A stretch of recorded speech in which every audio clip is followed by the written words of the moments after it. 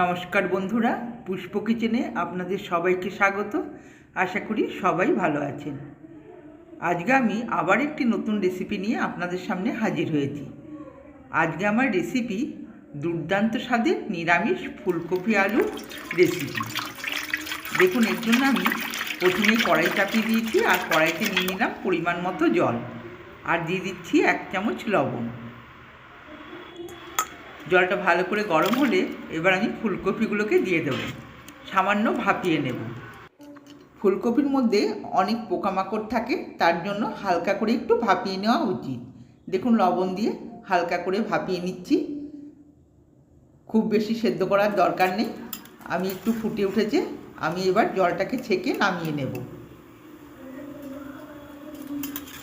দেখুন, সব কপিগুলোকে জলটা ছেঁকে ছেঁকে নামিয়ে নিচ্ছি।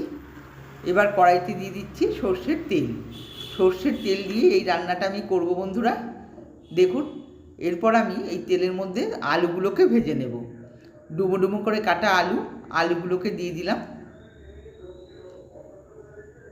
এবার দেখুন, দিয়ে দিচ্ছি স্বাদ অনুযায়ী লবণ আর দিয়ে দেবো পরিমাণ মতো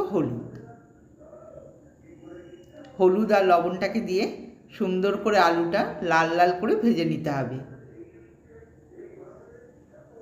আপনারা ইচ্ছে করলে আলুটা সেদ্ধ করে নিতে পারেন, কিন্তু এই ফুলকপি আলুর তরকারিতে যদি আলুটা ভেজে নেওয়া যায় খেতে দুর্দান্ত লাগে। দেখুন, ঢাকা দিয়ে দিয়েছিলাম। আলুটা প্রায় নরম হয়ে গেছে আর ভাজাটাও কমপ্লিট হয়ে গেছে। এর আগেও আমি দুবার ঢাকাটা খুলে নেড়ে দিয়েছি। আলুটা ভাজা হয়ে গেছে, এবার আমি তুলে নিচ্ছি।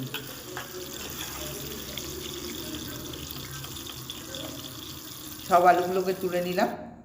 এবার ওই তেলের মধ্যেই ফুলকপি কটাকে ভেজে নেব। ফুলকপিগুলো আমি ডুমো ডুমো করে কেটে নিয়েছি।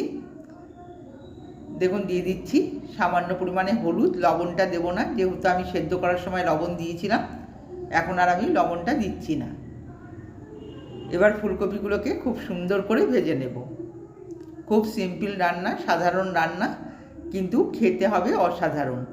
যে কোনো নিরামিষ দিনে বন্ধুরা এরকম একটা রেসিপি থাকলে এক থালা ভাত অনায়াসেই খেয়ে নেওয়া যাবে। দেখুন, ফুলকপিগুলো ভাজা হয়ে গেছে, এবার আমি তুলে নিচ্ছি।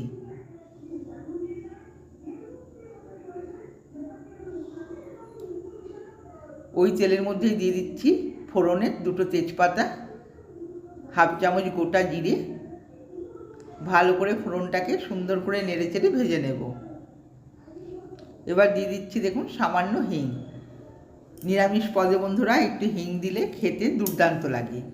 দেখুন, হিংটাকে দিয়ে সুন্দর করে একটু ভেজে নিচ্ছি। সুন্দর একটা মিষ্টি গন্ধ বেরিয়েছে। এবার দিয়ে দিচ্ছি একটা ক্যাপসিকাম কাটা।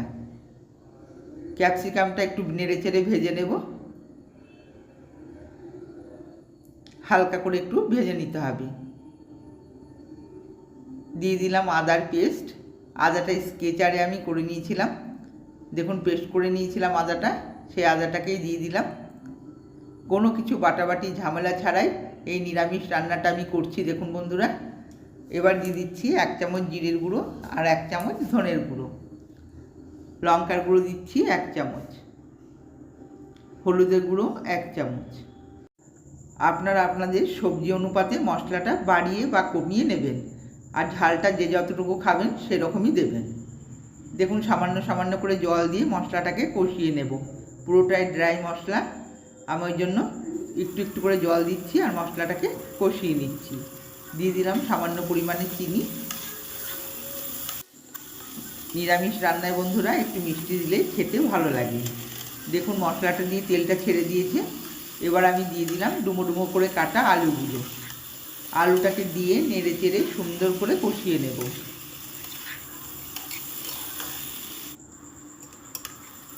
আলুটা কষানো হয়ে গেছে, এবার দিয়ে দিচ্ছি গরম জল। জলটা অবশ্যই গরম জল দিতে হবে। গরম জলটা দিয়ে ভালো করে নেড়ে চেড়ে দেখুন ঢাকা দিয়ে দেব। ঢাকা দিয়ে আমি 2 থেকে 3 মিনিট ফুটিয়ে নেব। 3 মিনিট পর আমি ফিরে এলাম। দেখুন, ঝোলটা খুব সুন্দর ফুটে উঠেছে। খুব বেশি আমি গ্রেভিটা দিইনি, ঝোলটা একটু কমই দিয়েছি। আলুটা দেখুন খুব সুন্দরভাবে সেদ্ধ হয়ে গেছে। এবার ভালো করে একটু নেড়ে চেড়ে দিলাম। এবার দিয়ে দিচ্ছি ফুলকপিগুলো। ফুলকপিগুলো বন্ধুরা সবার শেষেই দিতে হবে। আমি ভালো করে ভেজে নিয়েছিলাম, আর আগেতে ফুলকপিগুলো দিলে ফুলকপিগুলো গলে যেত, খেতে ভালো লাগতো না। দেখুন গোটা গোটা ফুলকপি থাকবে। আবার আমি ঢাকা দিয়ে আবার 2 মিনিট ফুটিয়ে নেব। ঢাকাটা খুলে দেখাচ্ছি। দেখুন ফুলকপি আলু রেসিপি আমার কমপ্লিট হয়ে এসছে। এবার দিয়ে দিলাম 1 চামচ গরম মশলার গুঁড়ো আর 1 চামচ ঘি। গরম মশলাটা দিয়ে সুন্দর করে একটু নেড়ে চেড়ে দেবো।